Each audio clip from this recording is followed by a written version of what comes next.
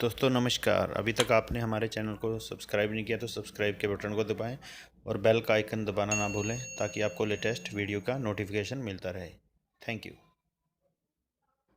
ये बहुत जरूरी लेसन है जो बॉटनी से नहीं है या एग्रीकल्चर से नहीं है, वो सब आप पूरा ध्यान मेरी तरफ दे दीजिए। ये जड़ जो है इनको हम क्या कहते हैं, रूट हेयर्स। मुझे इसकी हिंदी नहीं आती, माफ कीजिएगा, क्योंकि यूनिवर्सिटी में इंग्लिश में पढ़ाते थे तो हम इंग्लिश में रह गए। और ये सपोर्टिंग है जो पौधे को सपोर्ट करती है गिरने ना देने। ज्यादा इंपॉर्टेंट जड़ें ये हैं खाने के लिए। अगर ये जड़ें नहीं होंगी तो आपका पौधा बढ़ोतरी नहीं ले सकता। और इन जड़ों को हर एक कीट काटता है क्योंकि सॉफ्ट होती है।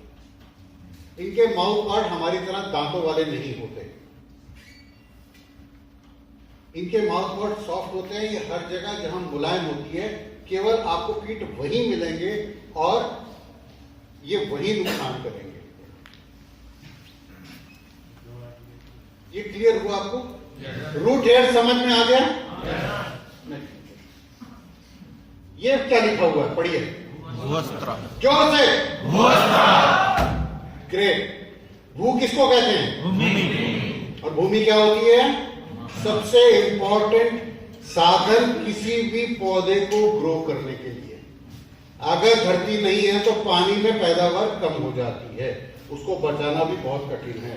हमारे पास सबसे बढ़िया स्रोत आज किसी भी फसल को पैदा करने के लिए धरती है। नंबर 2, उसके ऊपर क्या हुआ? भू के आगे अस्त्र। और अर्जुन ने क्या उठाया था? अस्त्र। अस्त्र नहीं होंगे तो आप अपनी सुरक्षा नहीं कर सकते। गुरु गोविंद सिंह जी ने क्या किया? 6वें पातशाह, हमारे सिखों की बात कर रहा हूं मैं, बहुत जरूरी है क्योंकि आज मैंने यहां देखा गुरुद्वारा 6वीं पातशाही है, बहुत बड़ा गुरुद्वारा है। उन्होंने सिद्धांत दिया था सिखों को, मीरी और पीरी। ये थोड़ा सा अलग से लेना ताकि आप लोग बोर ना हो। मीर कौन होता है? जो राज करता है, ये फारसी का शब्द है। और पीर कौन होता है? जो ईश्वर की उस्तत करता है। उन्होंने सिखों को सिद्धांत दिया था मीरी और पीरी का। उन्होंने कहा था कि उस समय क्या हो रहा था, नाम नहीं लूंगा, उस समय हो ये रहा था कि जो शांति से रहना चाहते थे उनको रहने दिया जा रहा था, जबरदस्ती उनका कन्वर्शन किया जाता था। उन्होंने कहा था अपनी रक्षा के लिए हर एक सिख को, मेरे हर एक अनुयायी को अपने पास तलवार रखनी चाहिए, शस्त्र रखना चाहिए। तो उन शस्त्रों से उन्होंने अपनी रक्षा करी थी। और भू अस्त्र क्या है? वो प्रोडक्ट है जो धरती की रक्षा करेगा। अब मैं, जिसने मुझसे पूछा था ना कि क्लोरोपाइरीफॉस के अगेंस्ट, ये आ रहा है सर आपके पास। तो ये खेत में काम करेगा, जो घर में लग रही दीमक उस पर हम नहीं कर पाएंगे। फिर मैं आ रहा हूं सर, अगर मैं जब प्रोडक्ट खत्म कर लूंगा ना फिर आप मेरे से बात करिएगा। अगर कुछ रह गया तो मैं आपको रिवाइज कर दूंगा। इसमें सबसे बड़ी बात का ध्यान ये रखना है कि अलग अलग क्रॉस में इसकी अलग अलग डोज पड़ती है, जो आपके पैम्फलेट में मिल जाएगी। ये 2 किलो से 6 किलो तक 1 एकड़ में उपयोग होता है। लेकिन इसमें सबसे बड़ी कमी क्या है? कमी समझ लीजिए पहले। अगर आपके पास पानी नहीं है, आप पानी नहीं लगा पाएंगे, ये प्रोडक्ट काम नहीं करेगा। इसलिए जहां भी इसको डलवाएं पानी की जरूरत है। जब तक पानी नहीं दोगे इसके अंदर से निकले हुए तेल उसके चारों तरफ कवच नहीं बनाएगा। किसके? रूट हेयर्स के। ये प्रोडक्ट पौधे के अंदर भी चला जाता है। यही प्रोडक्ट आपका है जो सिस्टेमिक भी है। सिस्टेमिक वो होता है जो पौधे के जाइलम और फ्लोएम, हमारे यहाँ 2 आर्टरी, एक आर्टरी होती है, एक वेन होता है। इंसानों में एक गंदा खून लेके चलता है वापस हार्ट की तरफ, और दूसरा हार्ट से अच्छा खून लेके जाता है विद ऑक्सीजन एंड ग्लूकोज, उसको हम आर्टरीज कहते हैं। तो यह प्रोडक्ट जाइलम फ्लोएम दोनों में चलता है। पानी कितनी देर सर आप डाल के पानी डाल दो, पानी डाला हुआ तो फेंक दो। नहीं सर, कई बार कहीं पानी की कमी होती है, जैसे 24 घंटे तक नहीं रह पाता। कोई फर्क नहीं है, ये तब तक चलायमान होगा ही नहीं जब तक पानी नहीं मिलेगा। कंडीशन तो है, इतने दिन तक पानी खड़ा रहना। कोई फर्क नहीं पड़ता सर, इसको महीनों पड़े रहने दो। ये परकोलेट नहीं होता, ये हवा के साथ उड़ता नहीं है। और कोई भी किसान ऐसा नहीं मिलेगा आपको जो खेत के अंदर 1 महीना पहले जाके कोई चीज डाल दे। वो तो ये कहता है भाई मैंने गेहूं काटी है, अब इसको पीसूंगा और तो रोटी खाऊंगा। और होना भी यही चाहिए। बोइंग जैसी कंपनी जो हवाई जहाज बनाती है, उनकी सीट तब आती है जब 1.5 मिनट उनको बाकी होता है सीट फिट करने के लिए। उनका वेटिंग पीरियड 1.5 मिनट का है। कॉस्ट कटिंग कैसे है? हमारी तरह नहीं है जी, शादी तो 6 महीने बाद है तो घर में क्या कपड़े लाने शुरू। अरे भैया बाजार में सब मिलता है, जाओ उसी दिन लेके आ जाओ ना, क्या फर्क पड़ गया। तो भू अस्त्र के अंदर सबसे बड़ी कमी मैंने क्या बताई है? पानी के बगैर काम नहीं करेगा। और डोज 2 किलो से 6 किलो तक है। आप इसको नर्सरी में डलवा सकते हो। नेक्स्ट ले लीजिए। हर फसल में ये उपयोग हो सकता है, हर फसल में, चाहे वो बागवानी की है चाहे वो फील्ड क्रॉप है, आप इसको यूज कर सकते हैं। सब्जी है या गेहूं है, धान है या गन्ना है, मटर है या चने हैं, जहां भी आप चाहो इसको उपयोग कर सकते हो। लेकिन फिर इतनी सी बात, पानी होना चाहिए।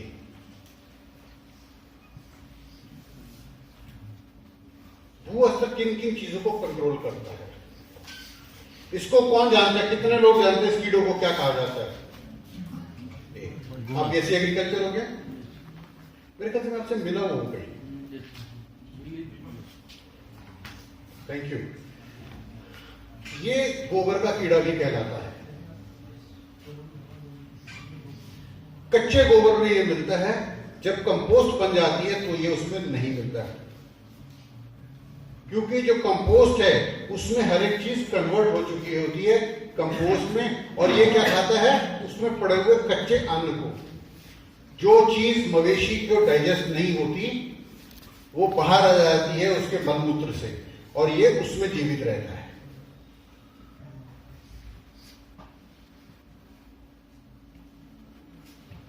इसका जो एडल्ट आपने देखा ब्राउन कलर का था, एक तो सफेद रंग की थी, वो तो इल्ली है जिसको हम सुंडी कहते हैं, और एक था ब्राउन कलर का जो भूरे रंग का। इसको बरसातों में ध्यान से देखिए, ये गोल गेंद बना के भागता है, गोबर की गेंद बनाता है, वो उसके खाने का जरिया है।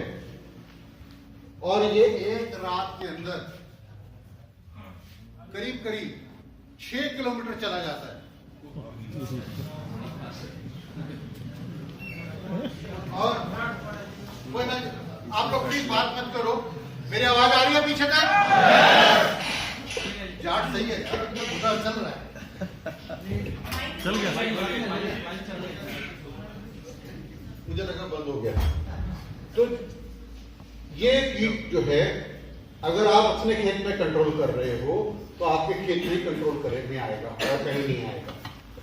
दूसरे खेत से आएगा, अगर वो नुकसान करने की कोशिश करता है तो ही वो मरेगा। दूसरा, इसके जो कैटरपिलर्स हैं, नुकसान सिर्फ एक्सटेंशन चाहिए गाड़ी में, इसकी इल्ली ही नुकसान करती है, ये बड़ा एडल्ट नुकसान नहीं करता। ट्रूली बिजनेसमैन है। और इसके जो अंडे हैं वो 3 साल से 4 साल तक हाइबरनेशन में पड़े रहते हैं, खत्म नहीं होते। अगर आप ये सोचो कि मैं इसको एक बार में खत्म कर दूंगा खेत में से, तो नहीं हो सकता। ये मंडूसी है, कीटों की मंडूसी है। 3-3 साल तक इसका अंडा जो है, राइट उसको एटमॉस्फेयर मिला, उसको सही तरीका मिला, तो ये उसी टाइम फिर से पैदा हो जाते हैं। और आपके जो भी प्रोडक्ट हैं वो क्या करते हैं? पेट में जाके काम करते हैं। और भूअस्त्र जमीन के चारों तरफ एक लेयर बना देता है। तेल जो है वो चारों तरफ फैल जाता है इसमें पड़ा हुआ। इसमें लौंग का तेल है, मालूम है आपको? अब बता रहा हूं, इसकी खुशबू बड़ी अच्छी होती है। जब आप भूअस्त्र को फेंकोगे खेत में, इसकी खुशबू आपको परेशान करेगी, अरे यार इतना बढ़िया, इसको फेंकी क्यों? पर इसको फेंकना है। और इसको फेंकने का एक तरीका यह है कि आप या तो इसको खाद में मिला दीजिए। नंबर 2, जब आप खेत तैयार कर रहे हैं सीड में मिला के फेंक दीजिए। नंबर 3, इसको 20 से 25 किलो रेत में मिला के फेंक दीजिए ताकि पूरे खेत में फैल जाए। ये जहां तक जाएगा वहीं तक असर करेगा। और कब करेगा? जब इसके ऊपर पानी पड़ जाएगा।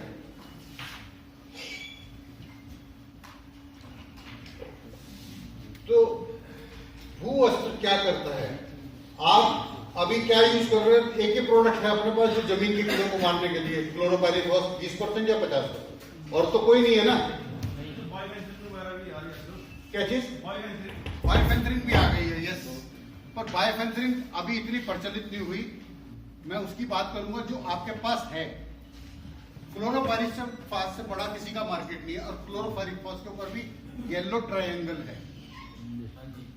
और येलो ट्रायंगल का मतलब है इंसान के लिए घातक। हाँ जी, अभी देखो कुछ ना कुछ तो इंसान लाते हैं। अगर मैं छोड़ो, वो बात नहीं करूँ। एक दवाई हुआ करती थी जब हमने नौकरी शुरू करी 84 में। नोसिल एक कंपनी होती थी, national organic chemical industries limited, जो मफतलाल का ग्रुप था। और शेल इंटरनेशनल जो आजकल ऑयल में है सिर्फ, उनकी कोलैबोरेशन में था।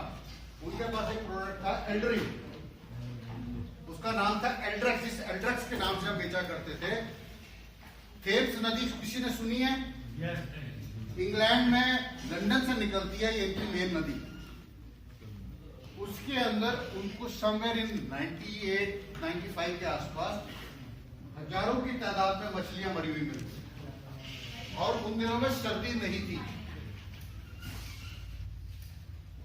हमारे यहां मरी हुई मिलती तो क्या होता है, उठा के खाने लग जाते हैं।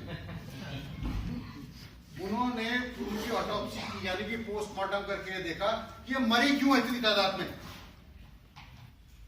हजारों की संख्या में मछली मरने का कारण ये हो सकता है कि उस नदी का पानी खराब हो गया। और यही हुआ था, उनके लिवर में उनको एल्ड्रिन मिली।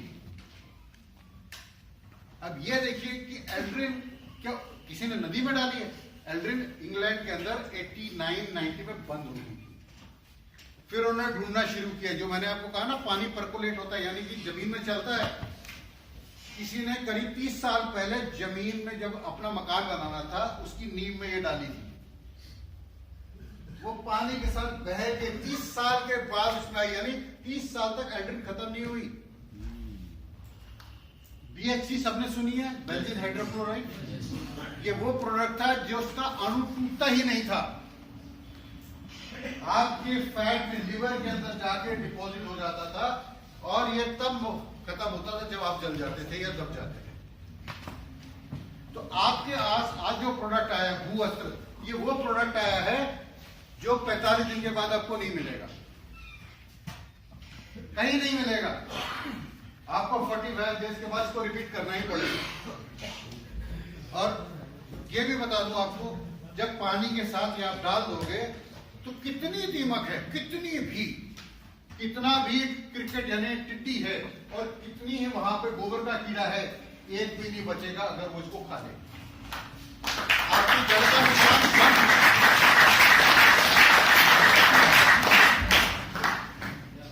आपको यहां तक क्लियर किया। नेक्स्ट मैंने बोला था आपको इसको पहुंचाना कैसे। 6 किलो है, अगर आप चाहो तो फर्टिलाइजर में मिला लो या मिट्टी में मिला लो, या आप किसानों को।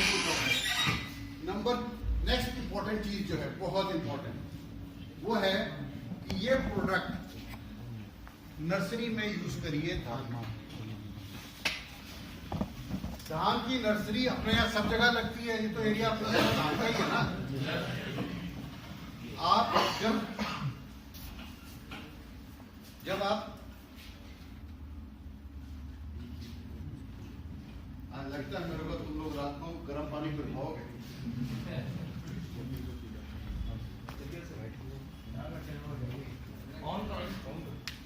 ऑन क्यों हुआ सर?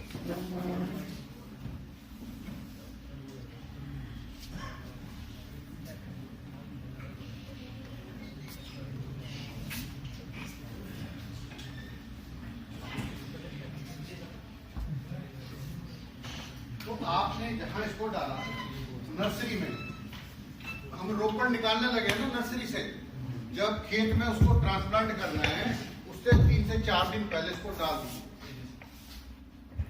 जब आप इसको डाल देंगे तो ये पौधे की बॉडी के अंदर चला जाएगा 3 दिन में। मैंने 3 दिन का टाइम इसलिए कहा है कि नमी होगी तो ये पूरे पौधे में आ जाएगा। और जब आप इसको ट्रांसप्लांट करेंगे तो 25 से 30 दिन तक उसमें कोई कीट नहीं लगेगा। अगर आपने भू वस्त्र पनीरी में डाल दिया, नर्सरी में डाल दिया, तो 3 दिन से पहले उसको उखाड़िए मत। हर किसान को पता होता है कि मैंने इसको इस तारीख को निकालना है, मेरे पास लेबर भी आ गई है, तो वो 3 दिन 4 दिन पहले डलवा दीजिए। उसके खेत के अंदर कोई भी कीट नहीं आएगा अगले 25 दिन तक। धान की बात हो रही है, प्लीज नोट करिएगा। मैंने जब आपको इल्लियां दिखाई थी, हाँ जी, 1 मिनट में ये खत्म कर लूं, उसके बाद आप प्रश्न करिएगा। तो जो धान के खेत में ट्रांसप्लांटिंग हो चुकी, तो 20 से 25 दिन बाद इसका 5 से 6 किलो का फिर फेंक दीजिए। आपके खेत के अंदर गोब की सुंडी नहीं आएगी, स्टेम बोरर नहीं आएगा, पत्ता लपेट भी नहीं रहेगी। और इस प्रोडक्ट के अंदर खासियत क्या है, ये फाइटोटोनिक इफेक्ट लाता है। फाइटोटोनिक बोलते हैं जिस काम के लिए हमने यूज किया उसको उससे ज्यादा काम करना है। जहां ये डाल दोगे वहां हरियाली आ जाएगी, पौधे की ग्रोथ बढ़ जाएगी। ये दीमक को कंट्रोल करने का काम आएगा। खेत के घर की दीमक में ये काम नहीं हो सकता। और फिर ध्यान दे दीजिए, इसको ड्रिप इरिगेशन के अंदर नहीं डाल सकते, ये उसमें घुलेगा नहीं, इसको ब्रॉडकास्ट ही करना पड़ेगा। ठीक है, अब आप प्रश्न कीजिए क्या करना है इस प्रोडक्ट के बारे में। जी, पानी कितनी देर स्टे करना चाहिए सर? एक बार पानी नर्सरी में डाल दिया, हाँ जी, नर्सरी से वो ग्लूकोज उतारेंगे, हाँ जी, और ट्रांसप्लांट करेंगे उस खेत में 25 दिन तक नहीं लगेगा? नहीं, बिल्कुल नहीं लगेगा। जमीन में भी नहीं आएगा सर, मतलब पौधा मतलब कीट नहीं खाएगा। जमीन में भी कुछ नहीं लगता क्योंकि जड़ तक इसके असर है। उस टाइम छोटी जड़ हमारे पौधे जब ट्रांसप्लांट शुरू में करते हैं ना, जड़ छोटी होती है, हाँ, उस जमीन जो एक्स्ट्रा जमीन है खाली, वहां भी नहीं आएगा सीधा। नहीं आएगा। कारण जो बताता हूँ, इसका जहां पे ये पड़ गया ना, 20 से 25 दिन तक असर रहेगा पौधे की बॉडी में। जितनी जड़ें निकलती जाएंगी उसमें थोड़ा थोड़ा आता जाएगा, इसलिए ये डिजेनरेट हो जाएगा। हाँ जी, किसमें? गेहूं में। अब गेहूं के अंदर अगर दीमक है तभी इसको गिरने की जरूरत है, नहीं तो कोई जरूरत नहीं है। गेहूं में है क्या? सुंडी के, गेहूं की सुंडी में ये काम नहीं करेगा, उसके लिए प्लांट एक्सपोर्ट है। क्योंकि गेहूं की सुंडी जो है वो पत्ते खाती है, उसका तना छेदती नहीं है, जड़ खाती है, तो ये काम करेगा। मैंने कहा ना, पृथ्वी में धरती का कोई भी कीट है उसके लिए ये कामयाब है। हाँ सर, अब 2 से 6 किलो डोज बताई आपने। हाँ जी। प्रॉपर डोज कितनी है इसकी? कॉम्प्लेक्स में मान लो किस चीज के अंदर? नीचे पैडी में मान लो 5 किलो, 4 से 5 किलो आराम से पर एकड़। 1 किलो प्रति बीघा। गन्ने में 6 किलो से कम मत डलवाइएगा। गन्ने में 2 टाइम पड़ सकता है। एक बार तो वो जब उसको आपने लगाया तब उसके जून जुलाई के अंदर कंसुआ आता है, एक बार तब कर लीजिए। हाँ जी, आप फटेरा की जगह इसको यूज करिए, बिल्कुल करेगा, कुछ खराबी नहीं होगी, बिल्कुल टनाटन। इसमें सिर्फ एक बात का ध्यान दे दीजिएगा, कि इसके अंदर आप तांबा यानी कॉपर, सल्फर यानी गंधक, ये प्रोडक्ट्स आप नहीं मिला सकते।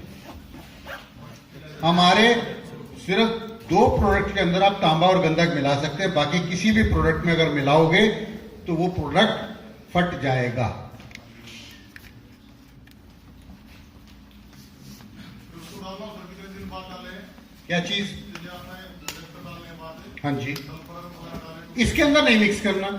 आप स्प्रे करना चाहते हो सल्फर का, कर दो। नीचे डाल देते। नीचे कौन सी, आप उसकी ग्रेन्यूल्स की बात कर रहे हो ना? पैडी में 2 तरीके से डालते हैं, एक तो 5 किलो जो उसकी अरहर की दाल जैसा होता है,